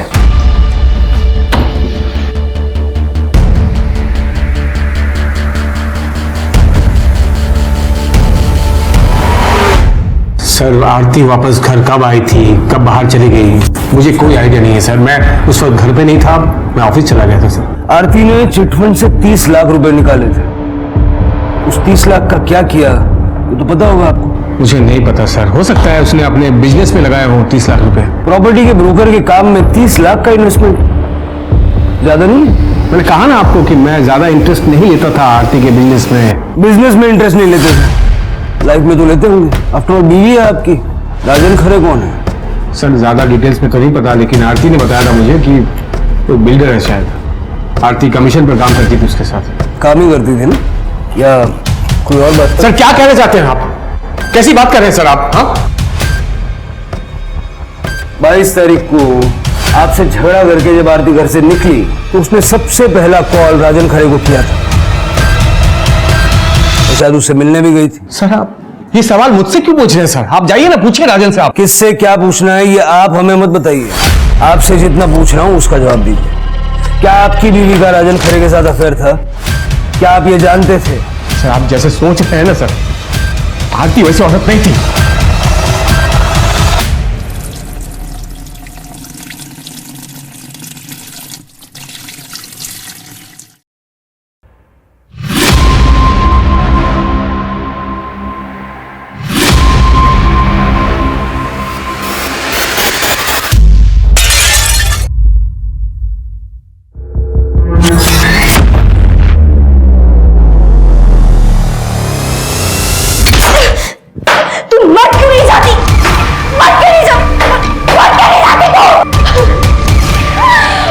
मैडम लड़ाई झगड़े का तो पता नहीं, लेकिन फैमिली के बीच कुछ तो हुआ था। आप डॉक्टर सुकुमार से क्यों नहीं बात करते? ये सोसाइटी में क्लिनिक है उनका और उन्हें सब पता होगा। सर 18 अगस्त की रात की बात है। विपुल आया था आरती को लेकर मेरे क्लिनिक पर। सर वो तो कहिए कि टाइम पर वो क्लिनिक आ गई थी तो उसकी जान बच गई, वरना मर जाती थी। इतनी सारी नींद की टैबलेट्स खाई हुई थी उसने। आरती ने सुसाइड अटेम्प्ट किया था। और क्या हो सकता है सर? आदमी कभी भी एक टैबलेट की जगह गलती से 2 टैबलेट खा लेगा, अब 20 टैबलेट तो नहीं खा सकता ना। विपुल राजन और चिटफंड दोनों के बारे में गोलमोल बातें कर रहा है, तो वो आरती के सुसाइड अटेम्प्ट के बारे में बताएगा नहीं। उससे बिना सबूत बात करना बेकार है। शिरके, विपुल के बारे में जितना पता कर सकते हो पता करो। आरती की बेटी इशिता से बात करो, हो सकता है घर के अंदर की कोई बात पता चल जाए। सर, धनश्री से बात हुई तुम्हारी? हाँ सर, मैंने धनश्री से बात की। धनश्री का बाकी के चिट फंड के मेंबर्स की तरह आरती के साथ पैसों को लेकर प्रॉब्लम था, लेकिन सर ये धनश्री की बेटी पलक, ये बहुत अजीब है सर इसलिए मैंने पलक के नेबर्स से भी बात की। सबका कहना है कि पलक को टेम्पर इशू है, इस हद तक कि धनश्री उसे बाकी लोगों से बात तक करने नहीं देती। और सर पलक का इस साल फैशन डिजाइनिंग में एडमिशन होना था, जो आरती की वजह से नहीं हो पाया, क्योंकि आरती ने धनश्री के फंड रिलीज ही नहीं किए थे। पलक का भी फॉलो अप करो और प्रायोरिटी पे इशिता से बात करो, लेकिन विपुल से छुपा के। सर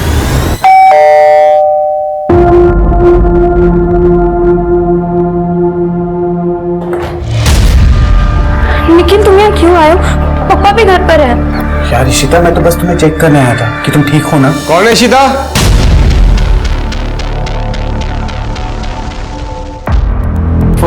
हेलो अंकल, कैसे हैं आप? वो अंकल मम्मी ने खाना भेजा था, बस वही देने आया था। ठीक है अंकल, मैं जा रहा हूँ। बाय इशिता।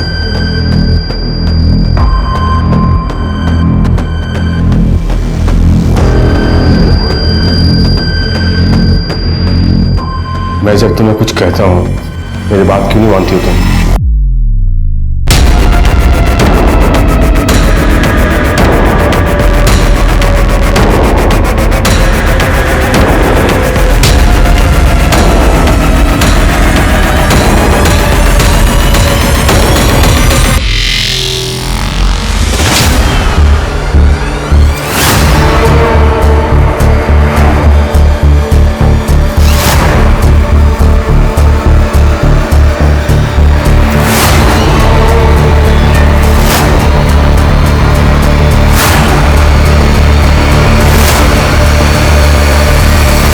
कौन था वो लड़का?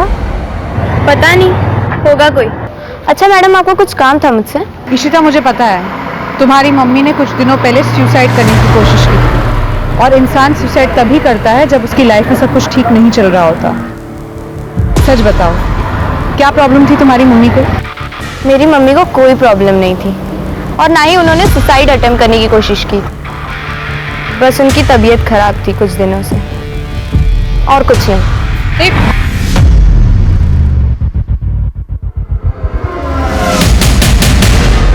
कहानी बहुत इंटरेस्टिंग सुनाई है तुमने, थोड़ी अजीब है। सर आपको इंटरेस्टिंग लग रही होगी, लेकिन मैं तो परेशान हो चुका हूँ सर।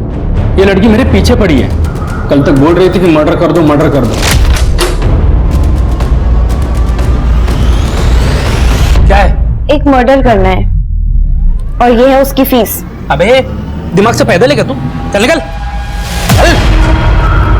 कहाँ से आ जाते हैं, और आज अचानक से बोल रही कि मैंने किसका मर्डर कर दिया है। आपने आरती को मारकर मेरा काम कर दिया, लेकिन आपने पेमेंट ही नहीं ली, और अगर आप पेमेंट नहीं लेंगे तो आपका उधार रह जाएगा, और मैं किसी का उधार रखती नहीं हूँ, इसलिए। कौन आरती? अरे आपने मारा तो था उसे, वो। चलो ठीक है, तुम मेरे साथ चलो, मैं तुम्हें एक जगह पे लेके जाता हूँ, वहां जाके हिसाब करते हैं, है ना? हाँ? चलो। सर मैंने इंटरनेट पे चेक किया तो देखा वाकई एक आरती नाम की लेडी का मर्डर हो चुका था, तो मुझे लगा कि अगर ये ऐसी मेरे पीछे पड़ी रही ना तो एक दिन मुझे जेल भिजवा के मानेगी। तो सर मैं कैसे तैसे करके बहला फुसला के यहाँ तक उसको लेके आया। तो सर आप अभी देख लीजिएगा क्या करना है। कुछ ना कुछ तो किया होगा ना तुमने, ऐसे ही थोड़ी ना लड़की पीछे लग गई। अरे सर मैं एकदम सीधा साधा आदमी हूँ। मैंने खुद सुना था इसे फोन पे 2 लोगों की सुपारी लेते हुए, इसलिए मैं इसके पास आरती की सुपारी देने गई थी। तू शांत हो जा सर, इसकी बात पर विश्वास मत कीजिए, ये थोड़ी बीमार है। आप एक सेकंड चुप रहिए। क्या सुना था बेटा तुमने? अरे यार तू मेरी बात तो सुन पहले। देख, एक मर्डर का कम से कम 50,000 होगा, 2 का हुआ 1 लाख, और इसमें कोई कॉम्प्रोमाइज नहीं होगा। इतना तो देना ही पड़ेगा किसी भी हाल में। अरे सर, मैं एक राइटर हूँ, क्राइम शोज लिखता हूँ। ऐसे ही किसी स्टोरी का डिस्कशन इसने सुना होगा सर, इसलिए, बाकी कुछ नहीं है। सर झूठ बोल रहा है, तू झूठ क्यों बोल रहा है? सर मैं अभी क्लियर करता हूँ। सर ये मेरा यूनियन कार्ड है, अगर आप चाहे तो यूनियन में फोन करके पता कर सकते हो। मम्मी, ये लोग तो मेरा यकीन नहीं करे, पर तुम तो मानती हो ना।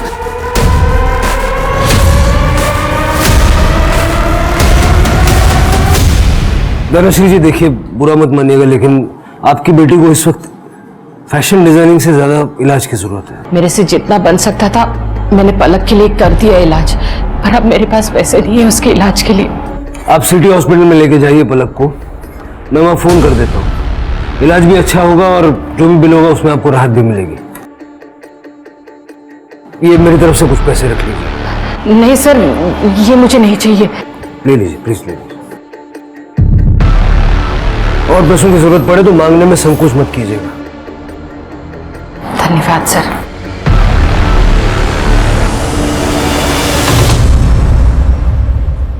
सर, विपुल के कॉल रिकॉर्ड्स मिल गए 22 सितंबर के। 22 सितंबर को दोपहर को 2 बजे विपुल अपने ऑफिस में नहीं बल्कि घर में था, और 4 बजे केएम कॉलेज के पीछे वाले जंगल में, जहां आरती की डेड बॉडी फेंकी गई थी। सर मैं आपको कह रहा हूं, मैं आरती को नहीं मारा सर। ये सबूत तो कुछ और ही कह रहे हैं। सर मैं आपको सब कुछ सच सच बताता हूं सर। उस दिन जब मैं ऑफिस से घर लौटा तो मैंने देखा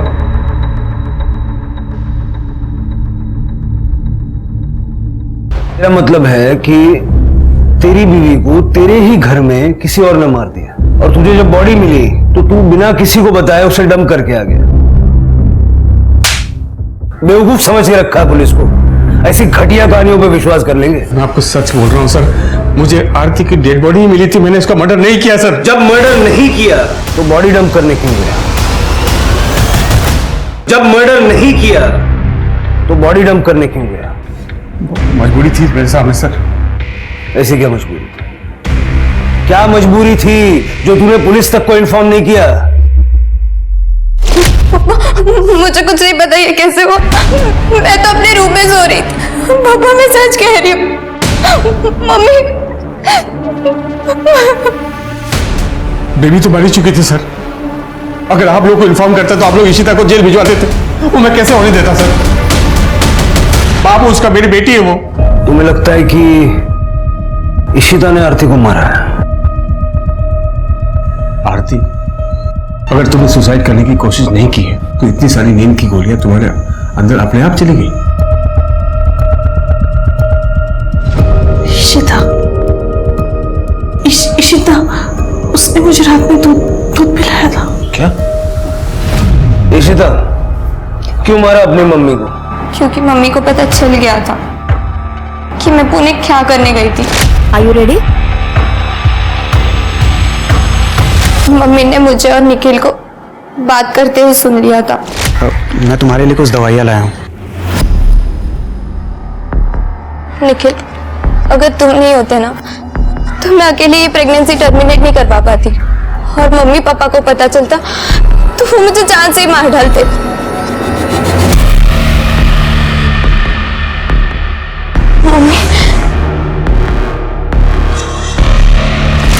मम्मी ने तो मुझे बहुत मारा, लेकिन मेरे मन में डर बैठ गया था कि वो पापा को कुछ बोल ना दे, इसलिए मैंने नींद की गोलियां देकर उन्हें मारने की कोशिश की, लेकिन वो बच गई। और फिर पापा को जाके सब कुछ बता दिया। फिर पापा ने बात सुना। अंकल आंटी बोलता है हमारे घर में आता जाता है, मेरी हमारी नाबालिग बच्ची के साथ ये किया तूने? चलो जेल भिजवाऊंगा तुझे मैं। निखिल की कोई गलती नहीं थी, वो बच्चा इसका नहीं था। इसने तो सिर्फ मेरी मदद की थी अबॉर्शन करवाने में। क्या बकवास कर रही है? किसका बच्चा था फिर वो? तनुज का। ये तनुज कौन है? मेरा बॉयफ्रेंड है, कॉलेज में साथ में ही पढ़ता है। जब तनुज को मेरे प्रेगनेंसी के बारे में पता चला तो वो बहुत घबरा गया था। तब निखिल ने ही मेरी मदद की थी। पुणे में अपने दोस्त के क्लिनिक में मेरा अबॉर्शन करवाया। अबॉर्शन हो गया, मम्मी को पता चल गया था, पप्पा को पता चल चुका था, जितना बुरा हो सकता था सब हो। तो क्यों मारा अपनी मम्मी को? सर मैंने नहीं मारा है अपनी मम्मी को। मैं तो उस दिन अपने कमरे में सो रही थी। मैंने पापा को भी बोला था कि मैंने अपनी मम्मी को नहीं मारा है, लेकिन इन्होंने ना सब कुछ मेरे ऊपर डाल दिया कि ये बच जाए। क्या बकवास कर रही है तू? मैंने तुझे बचाने के लिए सब कुछ किया, तू मुझे फंसा रही है तू। एक मिनट आप चुप रहिए। क्यों मारेंगे पप्पा मम्मी को? तो राजन और आरती के अफेयर के बारे में तुम्हें पता था, फिर हमसे झूठ क्यों बोला? तो और क्या बोलता सर मैं आपको कि मेरी बीबी का अफेयर चल रहा किसी के साथ? अरे मेरा अफेयर नहीं चल रहा था उसके साथ, मैं पहले भी आपको बता चुका हूं। मैं आप लोगों को राजन के बारे में कुछ भी बोलता ना सर, तो आप लोग डिटेल्स में घुस जाते और मैं फंस जाता, इसलिए मैं चुप रहा। लेकिन मैं अभी सच बोल रहा हूं सर, मैंने आरती को नहीं मारा सर। मैं जब घर पहुंचा तो आरती मर चुकी थी सर। तो ऐसा कौन है जो तुम्हारे घर में घुस के आरती को मार देगा? घर में नहीं सर, घर में नहीं, ऑफिस में सर। ऑफिस, क्योंकि ऑफिस में तो कोई भी आता जाता है सर, बाहर के दरवाजे से। हो सकता है राजन ने मार दिया आरती को। अरे तो मैं क्यों मारूंगा आरती को? पैसों के लिए। आरती ने राजन को पैसे दिए थे सर। चिटफंड के 30 लाख रुपए, कुछ सेविंग्स और गहने बेचकर टोटल 45 लाख दिए थे मैंने राजन को प्रॉपर्टी में इन्वेस्ट करने के लिए, और अब वो वापस नहीं कर रहा है और चिटफंड के मेंबर्स मेरे पीछे पड़े हुए हैं। फ्रेंकली स्पीकिंग आरती, मुझे कोई फर्क नहीं पड़ता। तुम्हारा आशिक है, रुपए पैसे तुमने दिए उसे। अब जब उसने लात मार दिए तुम्हें तो मेरे पास रोने के लिए आई है। क्यों? विपुल तुम मेरी बात मानते क्यों नहीं हो? राजन के साथ मेरा कोई रिलेशन नहीं है, जो भी है बस प्रोफेशनल है। देखो तुम्हें जो करना है करो, लेकिन अपने मैटर में मुझे इन्वॉल्व मत करो प्लीज। विपुल सर, आरती का कहना था कि उसने राजन को 45 लाख रुपए दिए थे सर। अरे झूठ बोल रहा है वो। मैं एक बिजनेसमैन हूं, बिना पेपर वर्क के ना 1 रुपया किसी को देता हूं, ना 1 रुपया किसी से लेता हूं। और 45 लाख रुपए की रकम क्या लगता है आपको ऐसे किसी से ले लूंगा मैं? सर आप खुद ही सोचिए सर, अगर राजन का इस मामले से कुछ लेना देना नहीं है तो आरती घर से निकलकर उसके पास क्यों पहुंची सर? मिस्टर शिर्के, बिना किसी सबूत के एलिगेशन लगा रहे हैं आप मुझ पे। अंदाजा भी है कौन हूं मैं, आप किससे बात कर रहे हैं? हो सकता है पछताना पड़े आपको। सर मुझे लगता है कि राजन ने ही आरती को मरवाया है ताकि उसे वो पैसे वापस न करने पड़े। पुलिस के पास राजन के रूप में एक सस्पेक्ट तो था, मगर वो एक बड़ा बिल्डर था जिसका अपना रुतबा था, और ऐसे रुतबे वाले आदमी के ऊपर पुलिस बिना किसी ठोस सबूत के हाथ नहीं डाल सकती थी। मुश्किलें तो थी, लेकिन पुलिस पीछे हटने वाली नहीं थी। राजन का जो रुतबा अभी तक पुलिस के रास्ते की अड़चन बना हुआ था, पुलिस ने उस रुतबे को ही अपनी सीढ़ी बनाकर राजन तक पहुंचने का प्लान बनाया।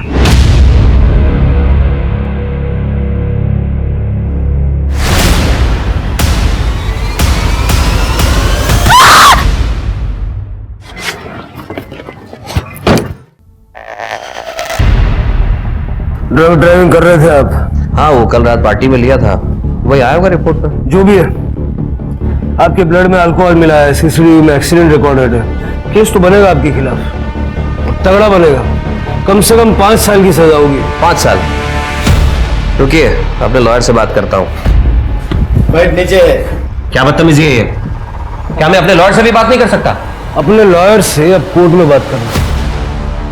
क्या कह रहे थे ये? हम जानते नहीं है, हमें पता नहीं ये कौन है, पछताना पड़ेगा, यही कहा था ना सर? अरे सर, आप कहाँ ये पुरानी बातें दिल पर लेके बैठ गए? क्या सोचा तुमने? मेरे जूनियर को बोल दोगे, मैं सुन लूंगा। सिर के चार्जशीट बनाओ और डालो इसको अंदर। सर सॉरी सर, सॉरी बोल रहा हूँ मैं, आपको बड़ी वाली सॉरी बोल रहा हूँ। सॉरी प्लीज सर, प्लीज मुझे इस परेशानी से बचा लीजिए। देखिए, अगर आप मेरी हेल्प करेंगे तो मैं भी आपकी हेल्प करूंगा। आरती के दिए 45 लाख रुपए के बारे में मैं आपको सच बता दूंगा। तुम तो कह रहे थे कि आरती ने कोई पैसा तुम्हें दिया ही नहीं था। उसने मुझे 45 लाख रुपए दिए थे सर, और वो पैसा मैं उसको लौटाने भी वाला था। मार्केट डूब गया, सारा पैसा फंस गया सर, और दूसरी तरफ आरती डेस्परेट हो रही थी, और उस रात भी वो मुझसे पैसे ही मांगने आई थी। राजन, लोग मेरे पीछे पड़े हुए रुपयों के लिए, और पिछले 3 महीने में एक पैसा नहीं लौटाया तुमने। तो मैं क्या करूं? मार्केट डाउन चल रहा है, जब मार्केट उठेगा तो मैं तुम्हारे सारे पैसे लौटा दूंगा। तुम चाहो तो मैं तुम्हें बढ़ाकर दे दूंगा। बढ़ाकर नहीं चाहिए मुझे, जो मेरे रुपए हैं मुझे वो लौटा दो बस। अरे तो कहां से लाऊं 45 लाख रुपए तुरंत? सॉरी, देखो आरती, 5-10 लाख रुपए की अगर तुम्हें जरूरत है तो मैं इंतजाम कर सकता हूं, अगर तुम्हें चाहिए तो, लेकिन उसके लिए तुम्हें थोड़ा रुकना होगा। ठीक है, लेकिन आज मुझे कम से कम 10 लाख रुपए चाहिए। और पैसों का इंतजाम करते करते किलर्स का इंतजाम कर दिया ताकि 1 रुपया देना ना पड़े। अरे पाटिल सर, मैंने उसे 10 लाख रुपए दिए थे, आप चाहें तो मेरे मैनेजर से पूछ लीजिए। जब तुमने आरती का मर्डर नहीं किया तो ये पैसे वाली बात हमें पहले क्यों नहीं बता दी? लालच में आ गया था सर, मुझे लगा मैं किसी को नहीं बताऊंगा तो वो 35 लाख रुपए मेरे हो जाएंगे। फिर वो 10 लाख रुपए कहाँ गए जो तुमने आरती को दिए थे? उसके घर में तो हमें कुछ भी नहीं मिला। सर उनसे पूछिए ना, आरती ने जिसे फोन करके बुलाया था उन्हें पता होगा। किसको बुलाया? मुझे नहीं पता सर। आरती ने आखिरी कॉल किसे की थी? शिर्के, उठाओ उसे। करने शिंदे मैडम हाथ पटवा।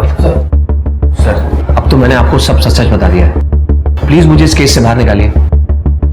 सर, आपने बुलाया था? सर ये तो वही औरत है जिसका एक्सीडेंट हुआ था मेरी कार से। सर ये तो जिंदा है। केस सॉल्व राजन जी, आप जा सकते।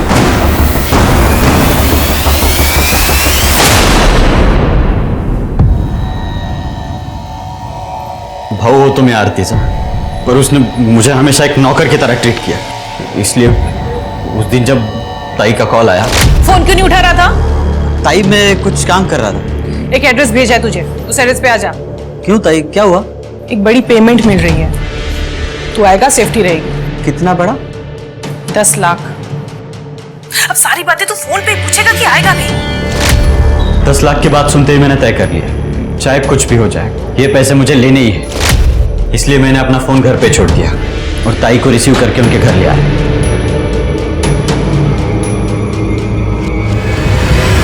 पैसों की लालच में इतना अंधा हो गया, सगी बहन को मार डाला। बहुत पुरानी कहावत है कि जिस डाल पर बैठो कभी उस डाल को नहीं काटना चाहिए। आरती का मर्डर केस इस कहावत को चरितार्थ करता था। लोगों ने आरती के ऊपर भरोसा करके अपनी जीवन भर की कमाई उसके चिट फंड में निवेश की थी, मगर आरती ने अपनी महत्वाकांक्षा के चलते उन लोगों की कमाई उन्हें बिना बताए कहीं और इन्वेस्ट कर दी थी, जिसकी वजह से सोनाली ने तो अपनी जान तक दे दी थी। आरती के मन में खोट नहीं थी, मगर उसने अपने ऊपर विश्वास करने वाले लोगों से झूठ तो बोला ही था, और जब आप किसी का विश्वास तोड़ सकते हो तो कोई आपका विश्वास भी तो तोड़ सकता है। अपने पैसों को लेकर हमेशा सतर्क रहे। कहीं भी पैसे इन्वेस्ट करने हो तो लोगों की बातों पर भरोसा करने से पहले अपने फाइनेंशियल एडवाइजर या किसी जानकार से पता लगाने की कोशिश जरूर करें। इसी सलाह के साथ अब मैं रेणुका शाह ने आपसे विदा लेती हूँ। हम फिर मिलेंगे ऐसी एक कहानी के साथ जो रखेगी आपको सतर्क और जिंदगी को सुरक्षित। तब तक अपना और अपने परिवार का ख्याल रखिए और देखते रहिए क्राइम पेट्रोल सतर्क। जय हिंद। इस तरह के और भी एपिसोड देखने के लिए हमारे चैनल को सब्सक्राइब करें और बेल आइकन दबाना ना भूलें।